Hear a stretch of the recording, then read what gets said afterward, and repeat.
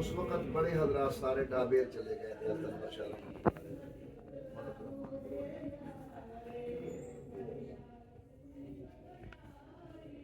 15 دن حضرت جو بند شریف رہے پھر ڈابیر چلے گئے۔ اس وقت ناظم تعلیمات مولانا شبیر احمد سکون تو حضرت نے فرمایا کہ بھئی تعلیمی داخلہ تو ہو جائے گا لیکن رہائشی فرماتے میں بڑا پریشان باہر بیٹھا ہوا تھا، عصر کے بعد بچے کھیل رہے تھے، ایک گڑیا وہاں سے گزری،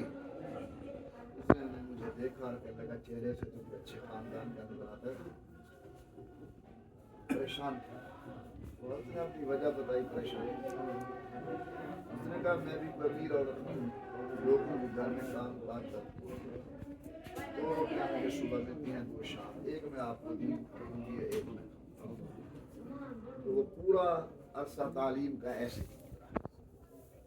پھر حضرت کی جو حاضری ہے حرمین شریفین کی پہلی وہ 50 میں ہے، 40 میں حضرت کا دورہ ہے۔ وہاں فرماتے جب میں گیا مواجہ شریفہ پر اسلام عرض کیا، رش نہیں تھا، مسجد میں سو تو خواب میں وہی بڑھیا مجھے نظر آئی بڑے درخت بار کے پاس میں، اور میں نے پوچھا امی کیا بنا، کہنے لگی کہ اللہ نے اسے